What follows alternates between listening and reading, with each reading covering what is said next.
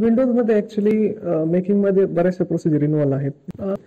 म्हणजे कुठल्या एका क्लायंटची आपल्याला किंवा रिक्वायरमेंट आल्यानंतर कुठल्याही प्रोजेक्टसाठी असेल, डोमेस्टिक फ्लॅटसाठी वगैरे किंवा बंगलोसाठी असू शकते, तर त्यावेळेला एक सेल्समधून जी व्यक्ती असते ती क्लायंटच्या तिथे व्हिजिट करते ॲक्च्युली. तर तिथे जी मीटिंग असते ती क्लायंट कोऑर्डिनेशन होऊन त्यानंतर मग आहे आपलं एक कोटेशन जातं त्यांना, त्याच्यामध्ये पूर्ण डिझाईन्स व्हिज्युअल डिझाईन्स केलेले असतात.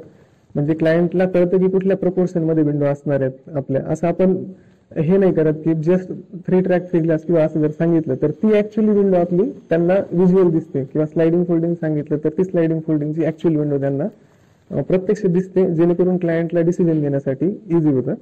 त्यासोबतच कोटेशन्स पण जातात, म्हणजे त्याची जी प्राइसिंग असते किती कुठल्या विंडोची काय प्राइसिंग वगैरे जाणार आहे. मग क्लायंट जेव्हा आपल्याला ओके करतं की yes I am okay with the price आणि डिझाईन्स पण ओके आहेत, किंवा आर्किटेक्ट सोबत नंतर मिटिंग होतात की त्यांचंही एक अप्रुव्हल खूप महत्वाचं असतं की त्यांनी ओके केलं की येस जे क्लायंट ओके म्हणताय त्याला मी पण अग्री आहे, आणि त्यानंतर त्याची जी पुढची प्रोसिजर चालू होते. नंतर विंडोज सर्व काही डॉक्युमेंटेशन फायनलायझेशन होतं, क्लायंट सोबत एक फायनल मिटिंग होते ज्यामध्ये हे टेक्निकली खूप टेक्निकल गोष्टी आहेत यामध्ये, परंतु ज्या पद्धतीने आजही वर्क होते मार्केटमध्ये, तर ते त्या SOPs किंवा जे मॅन्युफॅक्चरिंगचे काही सेट पॅरामीटर्स असतील किंवा ते प्रोफेशनलिझम घेऊन आजही तितक्या पद्धतीने नाही होते. त्यामध्ये विंडो एक्सपर्ट काय ट्राय करता ॲक्च्युली की जो प्रोफेशनलिझम तुम्हाला एक कुठल्याही प्रीमियम प्रोडक्ट घेताना तुम्ही होतो, तुम्ही एक सर्व्हिस मिळते, हा आमचा खूप स्ट्रॉंग पॉईंट आहे.